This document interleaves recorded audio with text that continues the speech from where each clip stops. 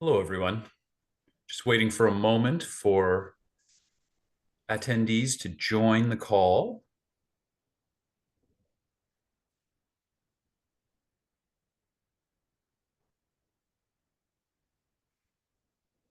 The numbers are still climbing, but I think we'll go ahead. So hello, and welcome to another online presentation from Biometric Update. We discuss the hot topics and important issues in biometrics and digital identity. I'm your host and the managing editor of Biometric Update, Chris Bird. Today, we're going to be talking about seamless travel and specifically how digital identity is getting rid of those long lineups and laborious processes that are so often associated with crossing borders or with travel more generally. If you have taken one or more international flights in the past couple of years, you have likely used your face biometrics. You may have done a comparison with your passport at an e-gate. You may have gone through an expedited clearance program like the US Trusted Traveler programs, Global Entry, TSA PreCheck, something like that. There are equivalents all over. The process can still be better, though, as you will be well aware, and as we will talk about today. The flying public is ready for that process to be better. IATA's 2024 Global Passenger Survey shows nearly half of travelers used biometrics to get through the airport during the year. And of that half, 3/4 said they prefer to do it that way. IATA being the International Air Transport Association, an acronym you're going to be hearing a few more times today, at least. And in part because there are several international initiatives working on going beyond these e-gates and basic processes, most notably IATA's One ID program and ICAO's Digital Travel Credentials, or DTCs, and both of those we'll be returning to during the course of the discussion today. Joining me today is Dominic Forrest, CTO at iProve, which is known for providing biometric identity verification solutions for governments and enterprises worldwide. Thank you for joining us today, Dominic. How are you? I'm very well, thank you, Chris. Excellent. Thank you. And also joining us is leading biometrics market analyst Alan Good of Good Intelligence. Good Intelligence is an independent analyst and consultancy company that provides quality advice to global decision makers in business and technology. Thank you for joining us again, Alan. Great to see you. It's a pleasure. Thanks, Chris. Before we get into the discussion, a few quick housekeeping items. We are recording this presentation. All of you lucky attendees will be emailed a link so that if you've been having an argument with a colleague and Dominic is about to prove you right in a few minutes, you can just get that email, play the on-demand video, call your colleague into the office and say, see, I told you so. We are going to open up the discussion to audience participation at the end. So please submit questions using the Q&A function near the bottom of your screen. Before we open things up, though, to general discussion, I'd like to start with Alan. I'd like to ask you to please set the stage for us in terms of how digital identity is enabling seamless travel, the extent of traction, and maybe some insights from the reports recently released on the topic. Thanks, Chris. Just bear with me while I share my screen. I've got a very short presentation. I'm only going to take up 5 minutes of your time. So let me.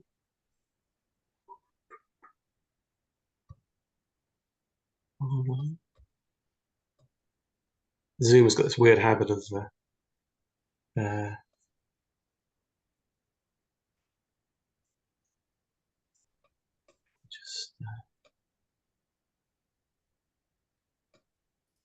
right. Thanks for that. I'm going to quickly. This is us. Chris gave a very, very short intro, and I won't kind of dwell more on this now. But so last year we published a report looking at travel digital identity. And so what do I know about the travel world and identity? So my background is in technology and management. I worked for CETA in the 1990s, and earlier this century, I was head of digital identity for De La Rue. the passport manufacturer or the ex-passport manufacturer. So, I've got real-world experience of this industry, of real credentials, of trying to kind of, 20 years ago, trying to look for ways in which you can migrate documents, physical documents into the digital world. So, last year we published a report looking at travel digital identity.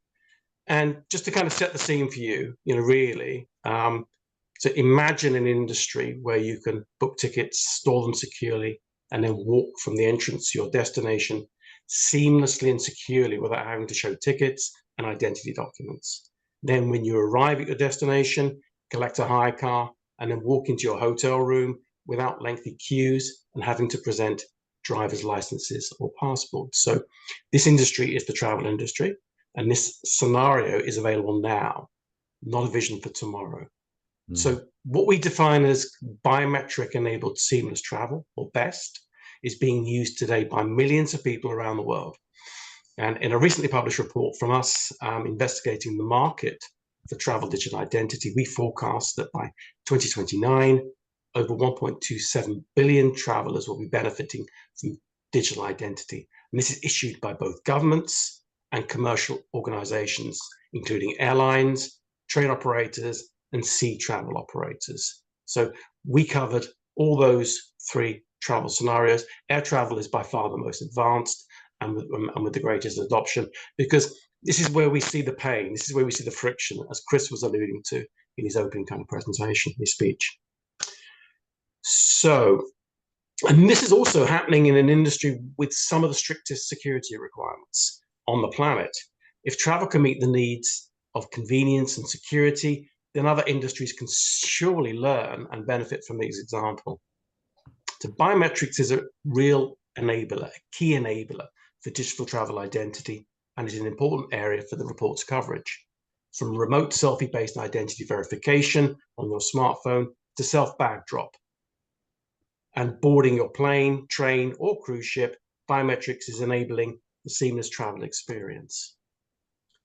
So as Chris said, for government-issued and managed digital identity, ICAO's Digital Travel Credential DTC standard is supporting the migration from physical documents to digital travel identity.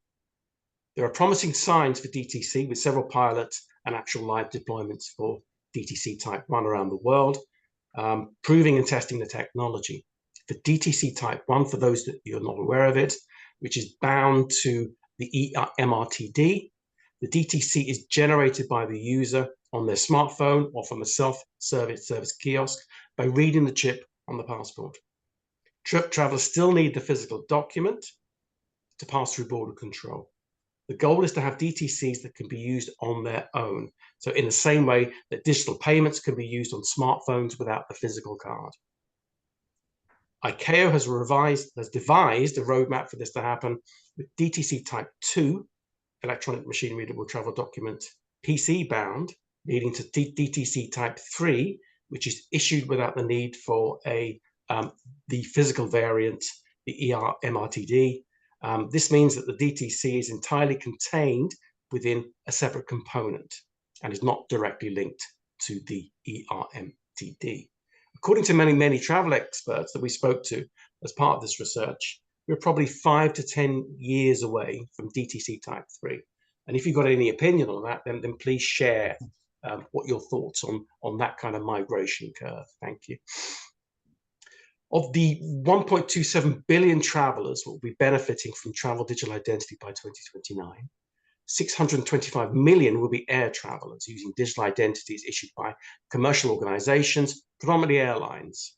The IATA One ID was cited by many travel identity experts as an important initiative to provide guidance and a framework for non-government issued digital travel identity. By 2029, we believe that a decent percentage of commercial digital identities will be based on IATA's One ID framework to ensure interoperability and, importantly, a common user experience for air travelers. Travel offers a great test bed for the wider digital identity market and has been a key sector for growth. A travel digital identity is your identity information stored electronically in a way that can be used for travel purposes. it can encompass different things depending on the specific system. Biographic details, biometric data, and digital documents, electronic versions of your passport, visa, or health certificate. The main goal is to create a secure and convenient way to verify your identity throughout your travels.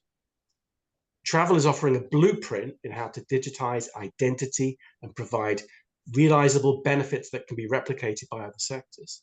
And travel offers a great test bed for the wider digital identity market and has been a key sector for growth, offering a template for how digital identity can be at the center of the seamless customer experience from onboarding and remote identity verification. It is a sector based on highly secure core infrastructure that is managed by suppliers that are not afraid to embrace cutting-edge technology such as biometrics, digital wallets, and verifiable credentials. So, and one of the key things I think in this is the partnership model. I think travel identity. There are many key suppliers, including iProof, and I think it's important for these organizations to work closely with each other. And I think it offers a very, very good kind of model for that. So that's me done in terms of perhaps giving you an overview of where we are, some of the key components, some of the key standards, etc. On that line, I'd like to hand you back to Chris while I stop the share. Thank you.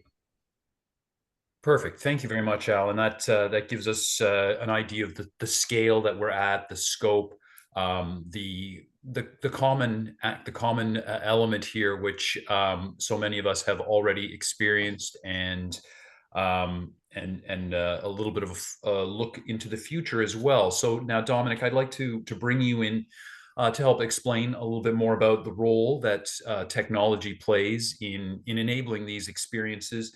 And maybe you can dig a little bit into the collaboration that Alan just referred to, and how these pieces get brought together to actually work for travelers.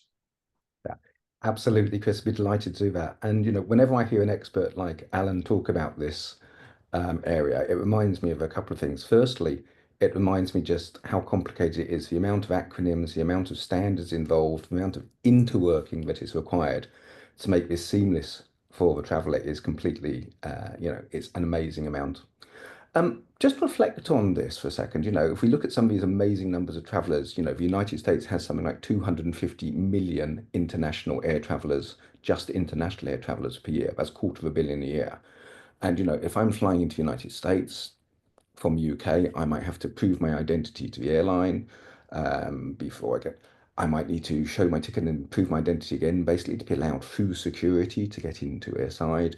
I might, perhaps not in UK, but in other countries, I might go for a border exit check, and then arrive at the gate and actually have to prove my identity again to get onto the plane, arrive in the United States and prove my identity to enter the United States. And so you take that 250 million travellers and you multiply it by the number of identity proofs in there, it's an immense number. And this is inconvenient for the traveller, but it's also expensive for the airlines and also for the border control customers. And what I'm going to do is talk about the use of technology to simplify that journey and also improve the user experience, because much of what is done there can actually be pre-set up at home. In iProve, we authenticate remotely somewhere in excess of 1 million people per day. And when you've done that, you've got this credential that has been issued to you. This could be a digital travel credential. For those who don't know, it's basically an electronic copy of your passport on your phone, securely on your phone. And that can be used, but the context in which it's used differs quite widely between how you use it in an airport and maybe how you use it to cross a border. But that doesn't mean it has to be more complicated for one or the other. Last year, the European Data Protection Board took a very close look at the use of biometrics in terms of optimizing the journey of a traveller through an airport, and has some very firm views, obviously only applicable to Europe under GDPR and the UK, around what is and is not acceptable and compliant with GDPR. And I think, some systems which people would have assumed were extremely secure and are extremely secure were found to be incompatible with that legislation, which does not mean that those systems cannot be used and go ahead. What it means is they have to be modified to be compliant with it, but keep that user experience the same. So let's think about it. I'm a traveler. I've got a digital credential on my phone. I'm arriving at an airport and I've got to go through that first check and I can, click on, hey, I'm at the airport. And suddenly I'm able to be recognized because the airport knows I'm arriving and it's expecting me. But that biometrics, that information has stayed in the privacy of my phone until that moment in time where I travel. So that would be compliant with that European Data Protection Board ruling. I then may arrive at a border check or at security and I see a camera and this camera sees me as I walk up. It's expecting me because I've told it I'm arriving. I don't need to stop. I don't need to wait in the gate. We've all stood at e-gates where you put your passport in, or maybe you don't put your passport in if you're lucky enough. And you sit there and you wait for 3 or 5 or 10 seconds while it gets it, and then the gate opens. That's sort of yesterday's technology. Today, you can walk up and you're walking past it. You don't necessarily even need to know it's there. You don't need to stop. You don't need to wait. You don't need to particularly look at it. It can capture you as you walk past, and it's with your permission because you've told it you're just about to arrive. Bypass it, and you're through, you're in, you've been verified. You get to the border control, there the legislation and compliance requirements are somewhat different. Uh, and so there will be that lookup of you against it. But again, border control is expecting you. And that user experience can be exactly the same where you don't stop. I think, a great example of that now is in some of the airports in the United States who have the Trusted Traveler program, where you no longer have to stop in front of a kiosk and wait and then speak to an officer. Rather, you just walk up straight up to the officer. And by the time you get to him, you get a welcome to the United States, Mr. Forrest, and hopefully don't even have to break step as you go past. Really interesting, that technology, because that same technology can be used for the arrival at the airport. It can be used for an arrival at a gate if you're doing an exit. It can be used for the border control. And it offers the convenience to the user if you can use that same technology, but the user experience is the same. I've not got to learn how to use this particular e-gate and where to stand on which cross and what to do with my bag so it doesn't think two people are in there. I've not got to do that. I just walk up to it and I do it. And it's that same user experience as you go through. And why that matters is we always have this concern about, usability versus security. What is great about the use cases in this space is the better you make the user experience, the stronger the security gets. So if I think about, a border entry, the border force, whichever it may be in whichever country, knows who's arriving on that aircraft before they get there. And they know, for example, in the United States Trusted Traveler program, that people in that program, they want to minimize the contact with them. They're on that program. They still need to know they'll be 100% sure it's the right person and stop somebody who's, if it's the wrong person, but they can do that very, very effectively with this technology.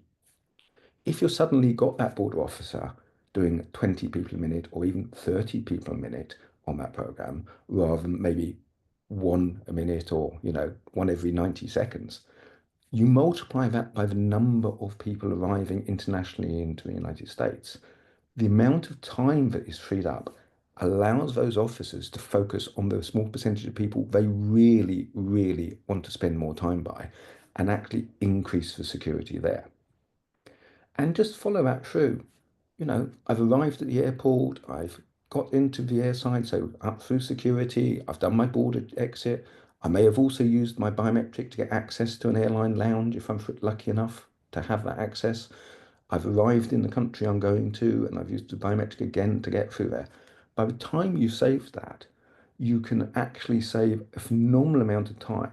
And that's a competitive advantage for the airport, for the airline. It's an advantage for the border control force because it allows them to improve the security. And it's that change in technology that, as Alan very clearly said, is here today. This isn't something tomorrow. This can and is being done today at scale in production around the world. That really is exciting to me because not only does it drive up the operational efficiency and hence reduce the cost, It's a competitive advantage for those airlines and those airports that do it, because we all, hate standing in queues at airports. We all, wherever it may be, if we're in a queue, we'd always rather go somewhere where you don't have to queue. Um, and that allows them to treat the customer better and get better customer experience. And then, from the border perspective, actually drive the security up. So, Chris, on that, with those thoughts, back to you, sir. Yeah, thanks, Dominic. That's really a good way to bring together the speed and efficiency that we want as travelers with the goals of the border control force, the goals of the airline and the airport itself. In terms of, you've got security for the authorities, you've got cost and competitiveness kind of concerns for the other stakeholders. So there's really a variety of different factors coming together there, right? Um, I think one question that I would like to get right into, I think we can easily anticipate that people will be concerned that this is, when you describe the biometric working well in general, and in particular this advanced, newer, don't even break your stride, have your picture taken as you approach the checkpoint. The match happens while you're taking those last few steps, and that's what makes the experience seamless. I think a lot of people will wonder if that is an experience that will be the same for guys like us as it will be for maybe people with darker skin, for women, for different people for whom some systems, particularly in the past, have not worked as well. So yeah, so Dominic, can you maybe talk about the extent to which you're confident this is really going to work inclusively and not be hampered by bias? Sure, absolutely. And it's a really good question, which I'm really glad you asked, because it's one that we really, really need to think about. And this is much broader than that as well. It's not just about, does it work, for male versus female? Does it work for the elderly or the younger people? Does it work for different skin tones and different ethnicities? To be fully inclusive, it's also got to work for people who may be disabled, whether that's in a wheelchair or have other disabilities. It's got to also work for some things you may not think about. People with, $20 Android handsets when they're trying to remotely register rather than the latest iPhone. It's got to work for them. People who've got Good poor point. connectivity. There are a lot of areas it has to go. One of our core values at iProve is about inclusivity.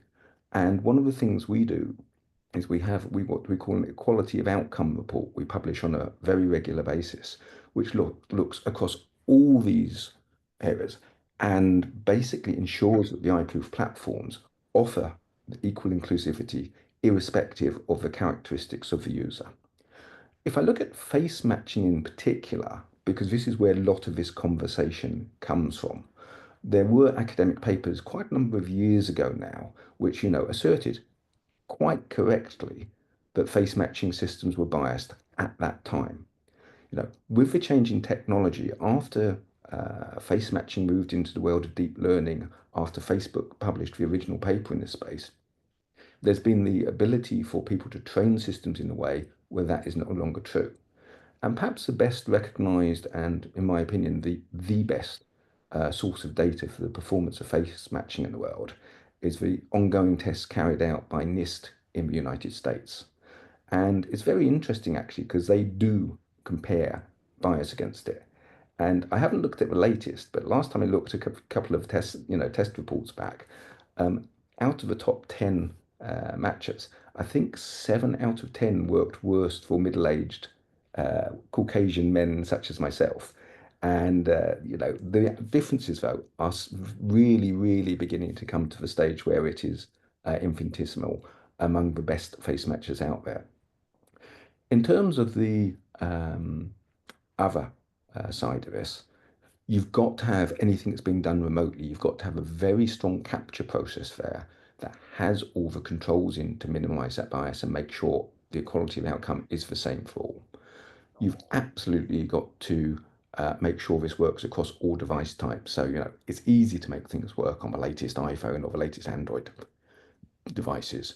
But you also need this to work for the people who, may be less affluent and have the $20 Android handsets and not be able to have big data plans and can't use much data and may have very poor connectivity. They've also got to be able to remotely register, but get serviced in exactly the same way. So these systems, from the capture perspective, you can do it now. And if you're looking at it, you should be demanding of your vendors that they can demonstrate the equality of outcome of the systems. But yeah, absolutely spot on, Chris. Great, thanks, Dominic. And Alan, I'd just like to get your thoughts on the bias and inclusivity question, and in the marketplace, to what extent is this, how prominent a place does it have, I guess, in marketplace discussions about? Yeah, I think it's been pushed up there. I think it's been pushed there. In terms of RFPs that are coming out from organizations that are deploying this technology, it's definitely on that list. Because what they don't want is any negative publicity concerning not supporting a wide range of skin types, gender, etc. So yeah, and and there has been a lot of research done on this. Clarkson University in the US has done a great deal of work on this, and I think it's how you train your AI system, what data you give to it. There's been a remarkable kind of sea change, I think, in terms of the quality of data that's coming into this. So yeah, it's a critical component now. If I could just add to that as well, if I may, I'm going to do a little plug here for the W3C. There are a set of, recognized guidelines here and standards here called the W3C WCAG 2.2 AA, which is an awful mouthful of, but the W3C Web Content Accessibility Guidelines. The latest version of that is called 2.2 and AA. And if you are doing this, particularly the bit which the user is going to be doing at home on their phone, if they're re-registering, then you can be compliant and you can demand your vendors are compliant with the 2.2 standard level. AA is the level to be shooting for. And the reason that's important is that builds that inclusivity in and is proven to be built in.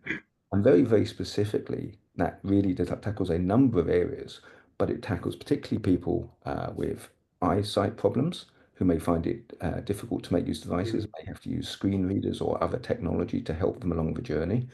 It also covers people who may have cognitive issues, who may find it difficult to follow instructions, so it helps make the user experience and the journey better for everybody by demanding not too much cognitive load is placed on the user.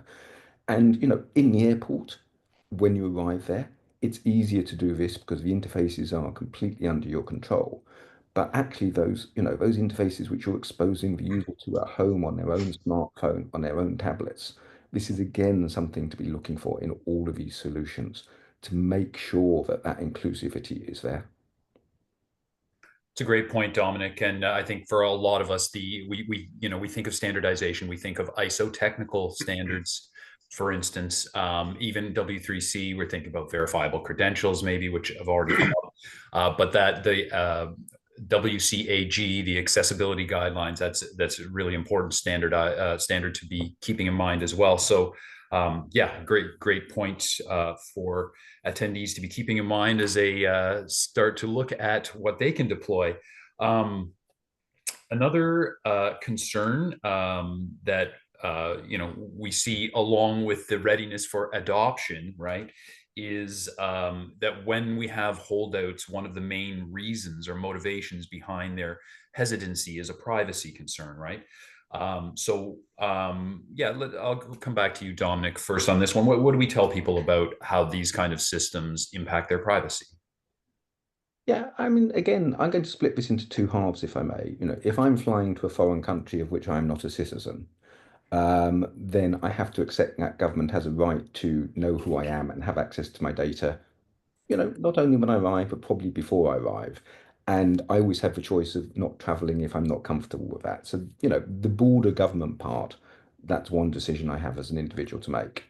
In terms of the convenience part of it, as I go through an airport, I've got the choice of registering at home on the phone, or I can wait and physically show somebody my passport when I get to the airport. So, I have a choice if I do that or if I do not do that. And for me, the user consenting to the use of the data Mhm. is absolutely critical so that I can choose to do it. I can choose not to do it. If I do it, I'm doing it with my permission for my benefit.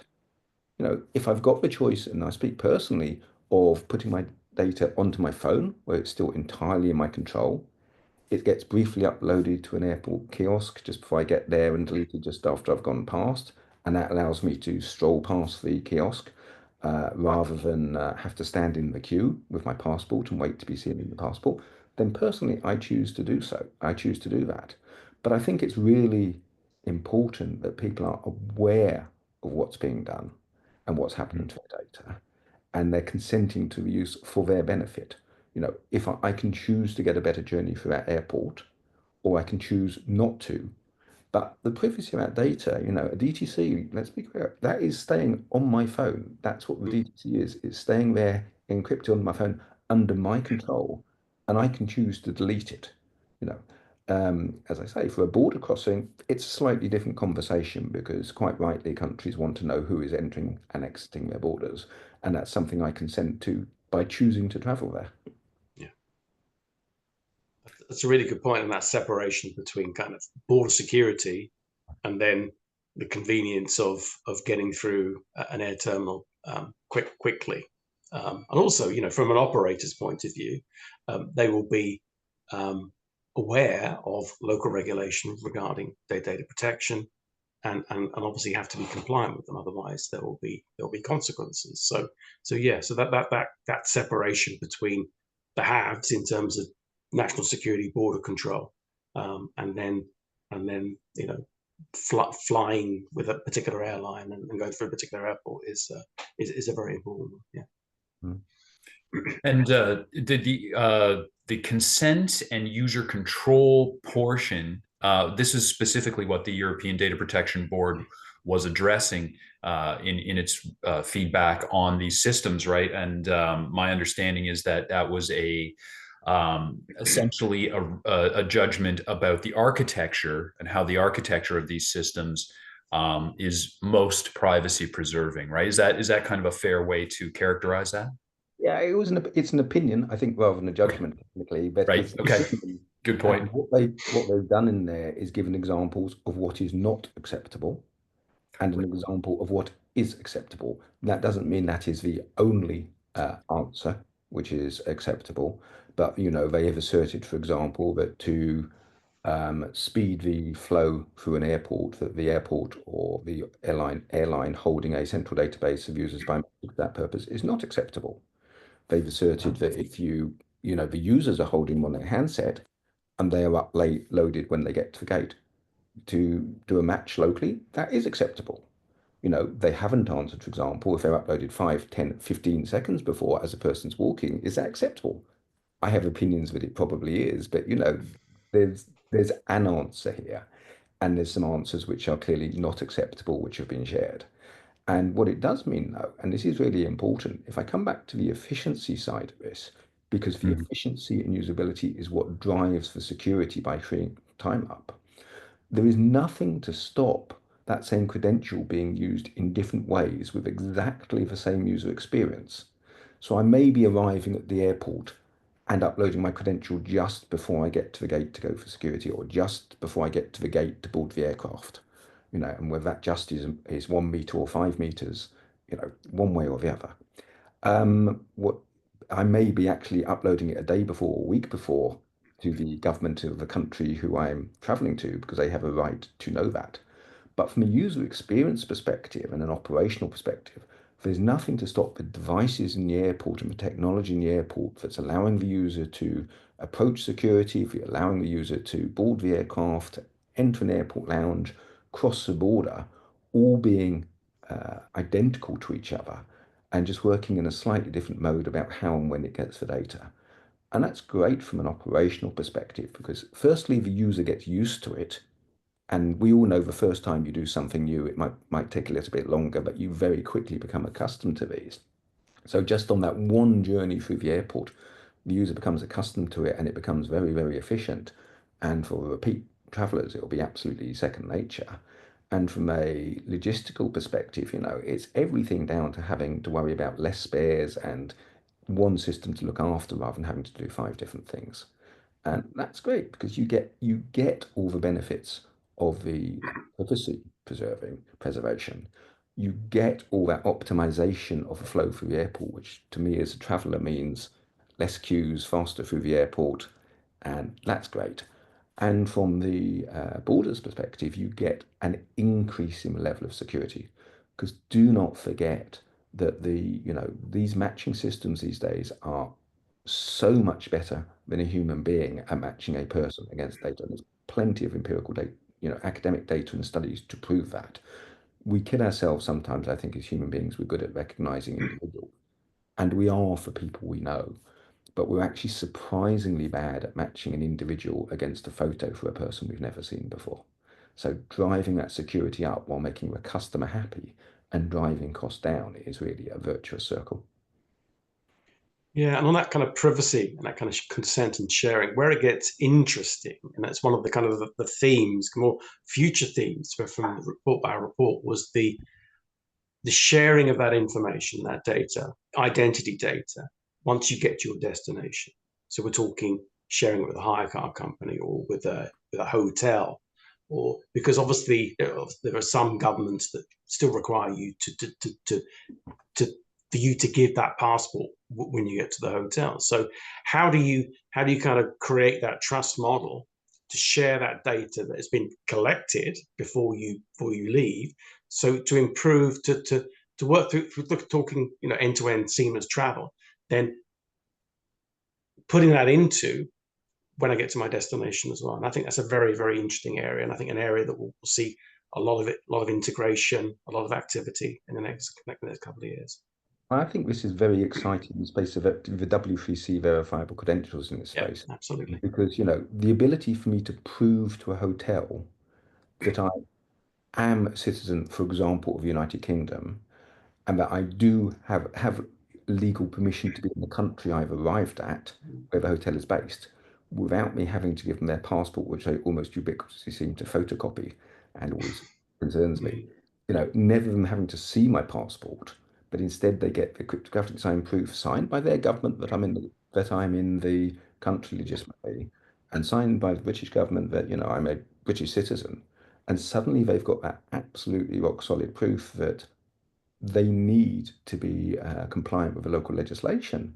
But what they haven't got is a photocopy of my passport. And indeed, this can be provided in advance. So maybe it's in the cab on the way from the airport to the hotel. By the time I get to the hotel, they've got all that. And again, it's this seamless flow from the couch at home. When I Yep. sat down and set up that DTC once, and don't forget this can be reused many, many, many times, for that DTC or verifiable credential to be used repeatedly throughout the journey, starting on my couch at home, and a year later still being used when I'm arriving in a hotel in another country to prove who I am. Mhm. That's what good looks like. And the reason it's so exciting is that every single part of what I just described is available today. This is now, it's not tomorrow. Much Absolutely. of what we do today, and we look on the being great steps forward in efficiency. I remember the first time I stood in front of an e-gate and put my passport in and waited quite a long while. But I went through without actually talking to a border officer. It was a fantastic step forward. We're at a turning point now. E-gates, well, do you need, they're not quite obsolete. They'll still get used. People will still buy them, but you don't need them. There are far better solutions today.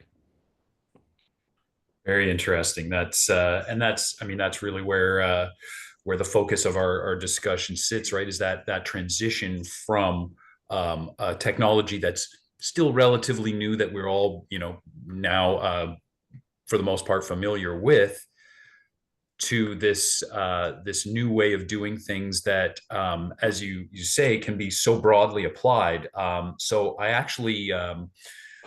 I have one more prepared question that I want to actually kind of combine with our first question from attendees, and I should take this opportunity too to to repeat that we're using the Q&A function at the bottom. So please feel free to fire away your questions at this point.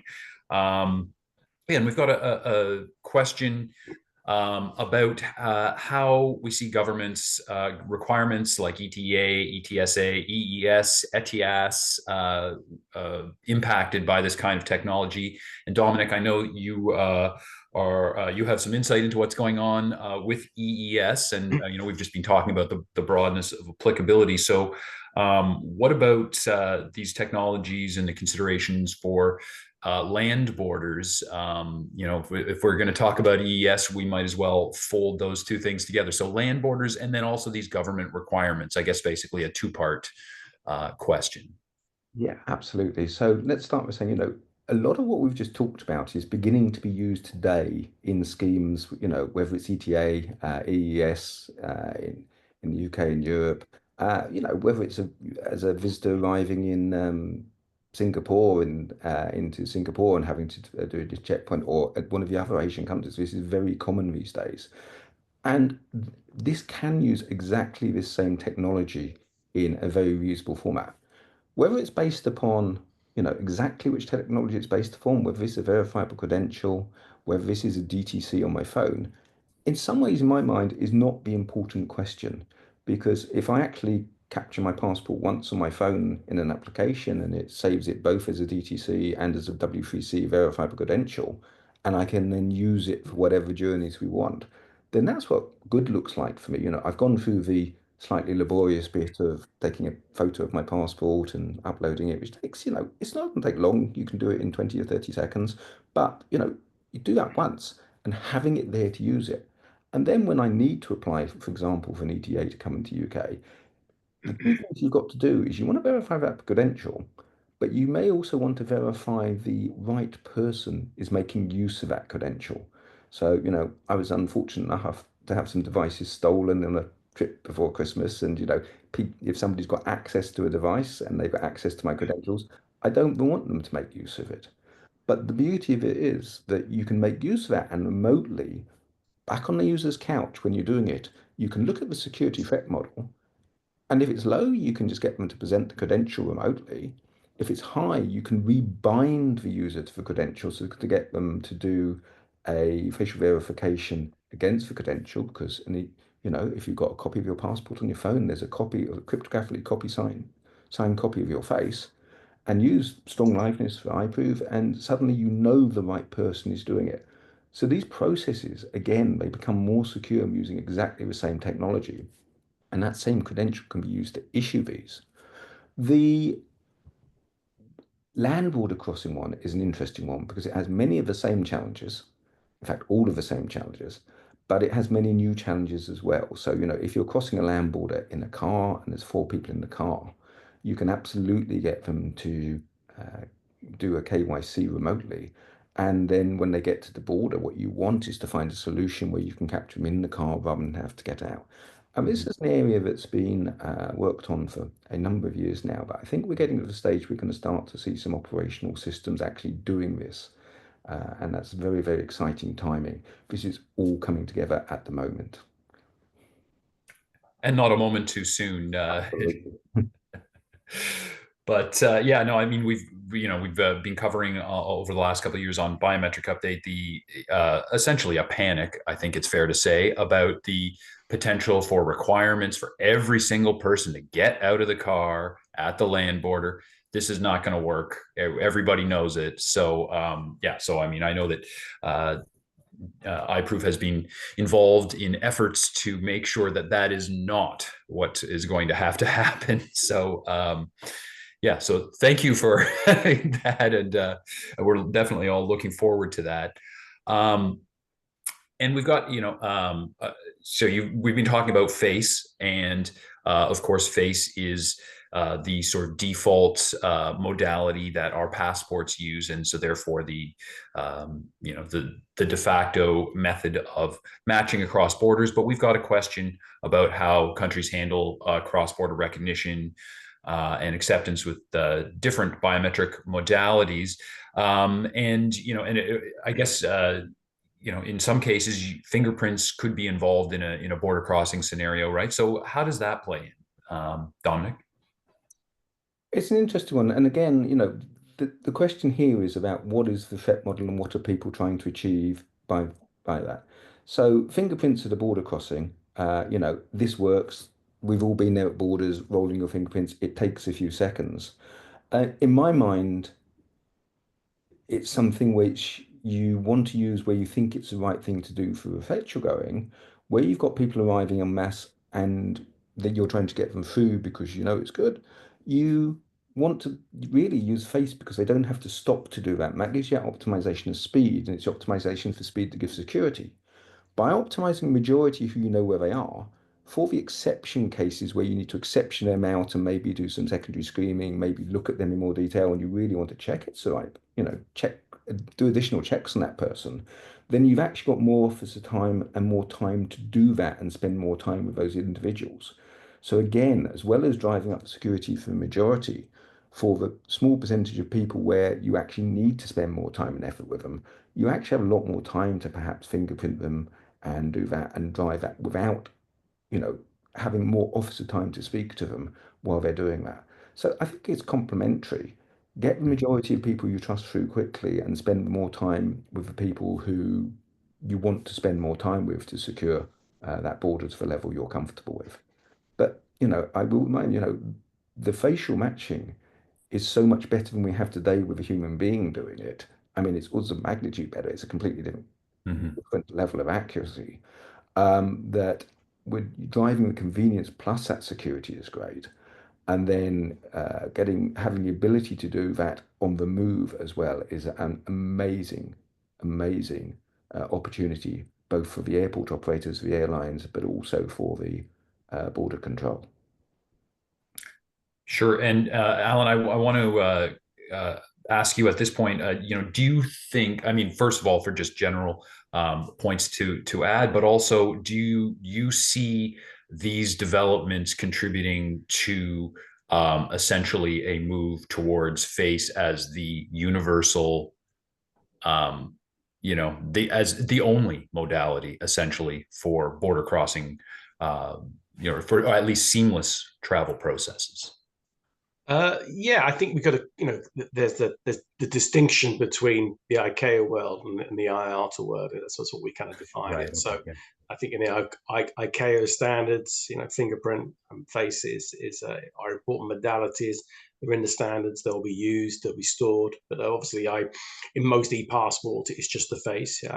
Fingerprints can be added, but obviously with the kind of if you're talking about EES, I think fingerprint is added there. I think one of the problems is enrollment. So it's that initial enrollment. If we're thinking about for the UK, we don't have a land border, we have a sea border, and just thinking about enrolling thousands of people daily in this new scheme. Dover has got. I live in Kent, so sometimes I can see the lorries kind of back on the M25 if they've got some kind of throughput problem. So it's perhaps looking at new technology for fingerprint, verification on the phone itself. And I know there's a number of technologies out there, and I know there is standards authorities are looking at the reliability and accuracy of capturing fingerprints via a mobile device. So yeah, I think face for convenience, absolutely. But I think we got to also with a check the box for kind of border control and what the regulations say. Yeah, I couldn't agree more with that if I can just add to that because, for many years, NIST in the United States have had a team who've been looking at contactless fingerprint capture, which is not necessarily on a mobile device. It may be on a specialist hardware device, but also on a mobile device. And their view for many years has been it's not a solved problem. I think we're just getting to the stage where these systems are getting to the accuracy where it is a solved problem. And I'm very hopeful that we'll start to see these deployed at scale so that people can capture fingerprints in the near future, actually on their mobile device, on their couch at home. And maybe the first time you cross the border, you therefore do a fingerprint, but it's a very quick verification of a single fingerprint against it, rather than having to sit there and do a complete capture and spend the time. Because, getting across the UK land borders, sea borders. That's got to be optimized. We've all sat in, or some of us have sat in the queues on the motorways heading down to Kent when there's been problems at that border, and it's not fun. It's not fun.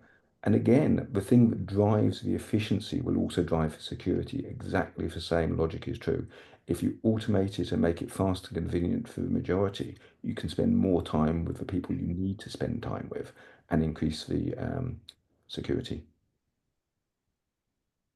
Fantastic. Well, any reduction in enrollment at the point is a good one for sure, and it's coming, right?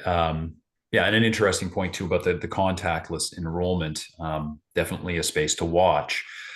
We've got another question here that brings up self-sovereign identity and digital wallets like those associated with EIDAS 2. Yeah, which I mean, we've kind of sort of been brushing up against, but yeah, there's definitely more to get into there. So Dominic, do you want to start us off with that connection? Sure. I'm going to start by talking about sort of self-sovereign identity versus W3C verifiable credentials. Yeah, it's a You good know, place to start. as I see it, some of the best parts of what was self-sovereign identity are now standardized in W3C verifiable credentials. And the work done in that community has really, really opened up a great deal of opportunity. Mhm. But, and there's sometimes a but in this, some of the privacy fundamentals which were key to many people in self-sovereign identity are never going to be usable if you're trying to use that identity to cross a border. A saying to a government, yes, you can cross the border, but actually you can't keep a record who came in, and you know that's never going to fly. But the use of the credential, and again, whether this is a W3C verifiable credential, whether it's a DTC, whether it's an EIDAS wallet, these credentials, for my mind, I suspect we're going to end up with several of them in our wallets on our phones. And again, come to user experience. If I've got a way of creating that set of credentials once, and I've got them, why should it be my problem which technology standard it is as an end user? Maybe when I present it to an airline, it uses a particular type and a particular technology. Maybe when I'm doing a border, it uses the DTC instead, but the user interface, the usability of that can remain the same. My user experience on the phone, my user experience walking past the gate can remain unchanged.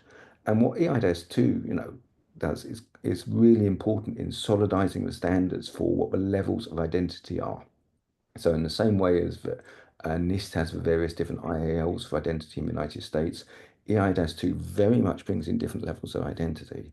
I'd be very, very proud we're the only biometrics company to be independently certified to the highest level of identity for EIDAS 1 at the moment, but because the standard's not available for us to do that yet for EIDAS 2.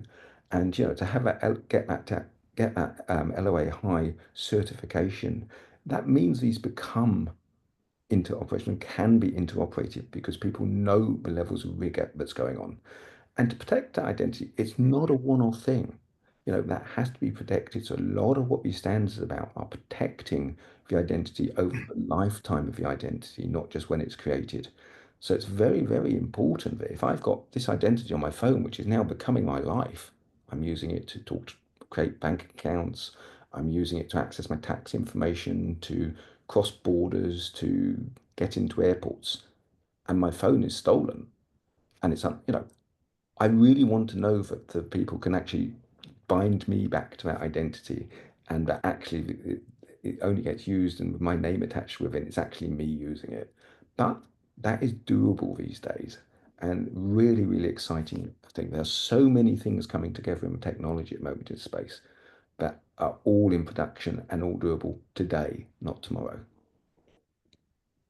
So people should expect that they will be using their EU digital identity wallets for exactly this kind of use case in the immediate in the short-term future.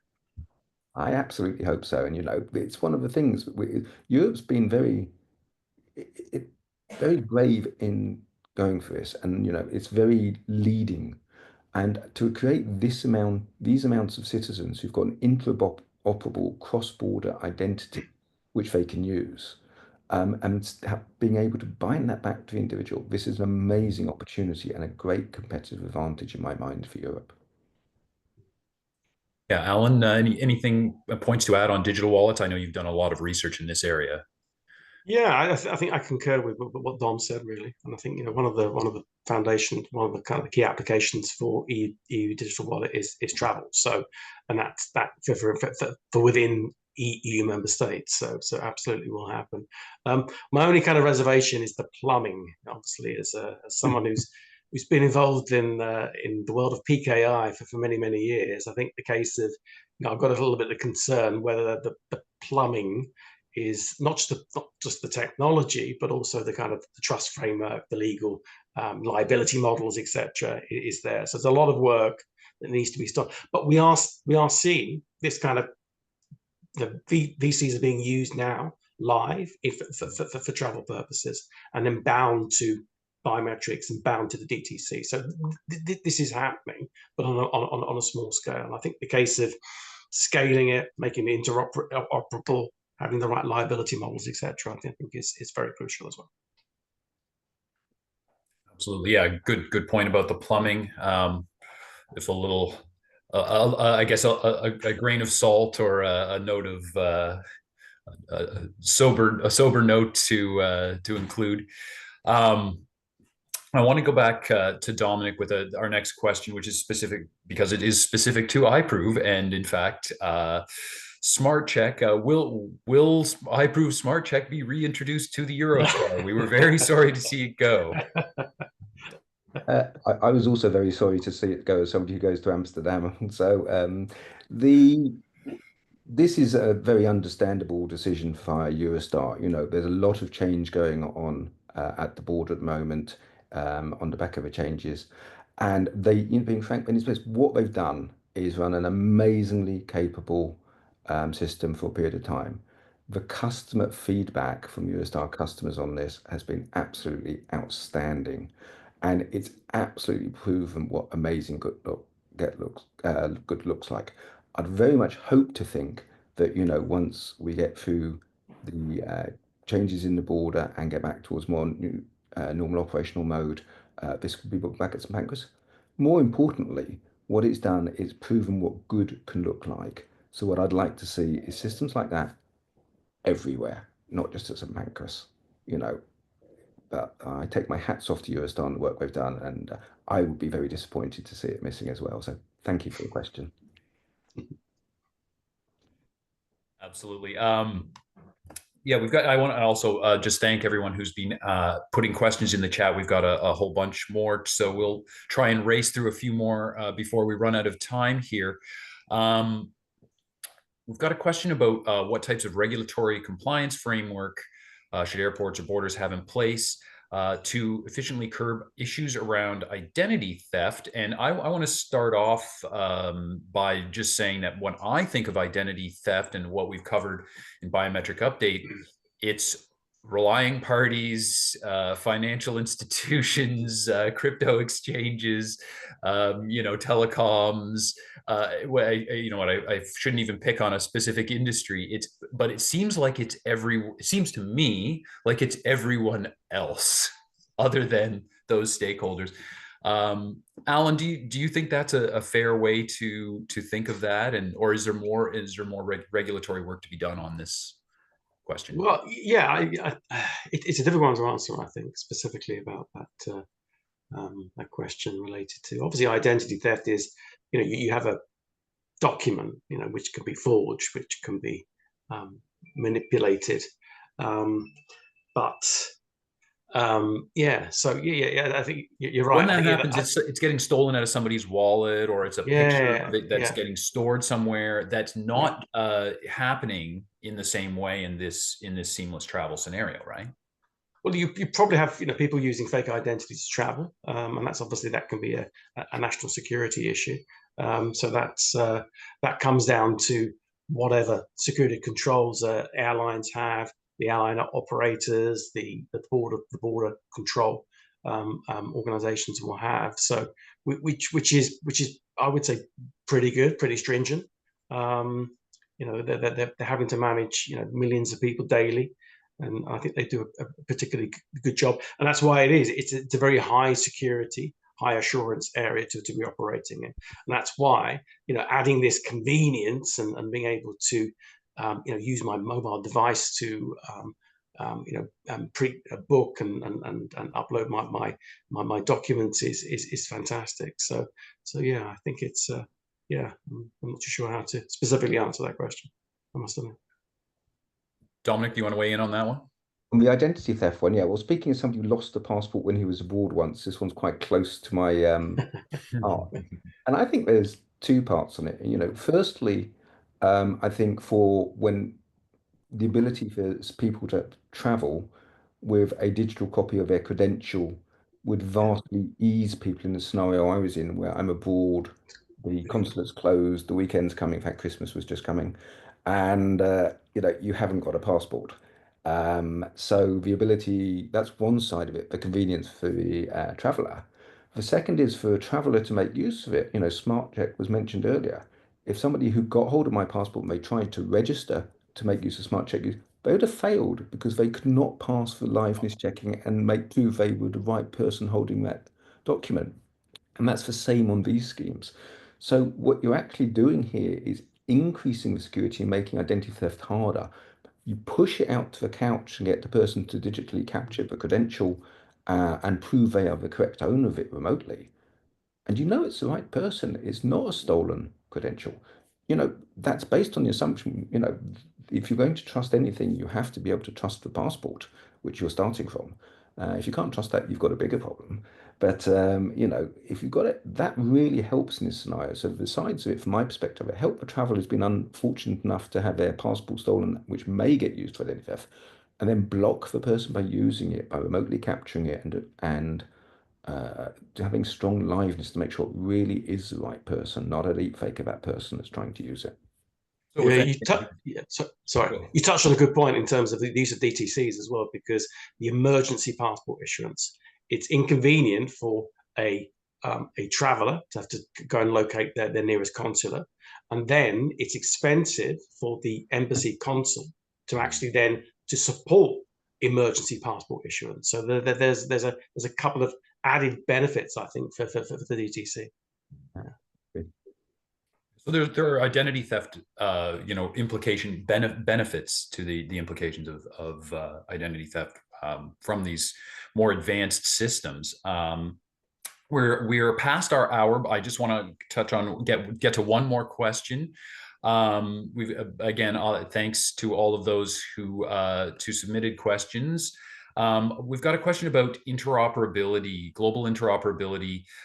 Is there a risk that places like the US and EU will go in different directions due to factors like privacy and any danger to global interoperability from that? What do you think, Dom? I actually don't see this as a major threat because I think this problem has to be solved right up front already. We've already talked about using the same set of credentials in a different context in the airport with the airport operator than you have for crossing the border, which already come with very, very different privacy legislation and concerns. So as an end user, what good looks like is having these credentials in the wallet. And as I as I leave Europe and I've got to upload this to the airport operator, I do it just as I arrive at the gate or just as I arrive at security. It's used for a few seconds and then gone, completely compliant with all the EU GDPR legislation. I may, be flying out to Dublin, for example, and going through TSA, entering the United States while I'm in Dublin. And suddenly, I'm uploading it in advance there. And actually, although I'm still in the UK on a flight on the way to Dublin, I'm suddenly within the US privacy regime. And that same credential, or that same credential in a different format, is being used there in exactly the same way. So if you get the technology right, and this technology does exist today, this isn't tomorrow, this isn't vaporware or PowerPointware, this can be done today, then actually you can work in these different regulatory constraints. And, one of the things I regularly see people ask is, how do I, if I work for an commercial organization, how do I know what you can trust? What regulatory frameworks should I use to do this? And what I say to people normally is, if you've got the time, effort, and resource, and very few organizations have, you can build this from the ground up, and work out exactly what it is you want. And I will tell you that is a very, very large piece of work because we've done that and tried to understand it. If you haven't, then work it out, but just look at what people around the world are doing. Look at what, for example, EIDAS is doing. They've done an amazing, the European Union has put a lot of time, effort, and thought into this. If you've got a vendor that's certified against LOA high on for identity creation in the IDAS, then you've got the regulatory compliance there. The privacy concerns have been addressed. The security concerns have been addressed. Not at a point in time, but are being done so on an ongoing basis, because that's what the IDAS auditors hold you to on a regular basis. Very good. Maybe, Alan, I'll just throw the same question to you, but with a little twist away from privacy and just towards, let's say, global alignment on seamless travel. Can you give us sort of a 30-second summary on how together we are as a globe? Yeah, well, ICAO is a global standard. It defines passports. It defines the vision and the roadmap for the digital passports. So we really have that, and I think that with IATA's efforts as well, I think for the other airline operators, part of this situation, I think it's a much better controlled sector than a lot of other sectors, I believe. Yeah. Well, it's not every webinar that we talk about interoperability as something that seems to be going fine, and privacy as fairly, as relatively very well protected, and the technology actually being here today rather than coming down the pipe. So a lot of good news, which is nice now and then. At this point, I think I should encourage all of you who have questions that were not answered, reach out to iProve, reach out to Good Intelligence. You can get answers from either, and from both is probably a good way to go at that. So thank you very much, Dominic Forrest. Thank you very much, Alan Good. And thank you to all of you who watched and listened along and submitted questions. We'll be back again soon to talk about the opportunities and challenges in biometrics and digital ID. And until then, stay safe and have fun. Thanks, guys.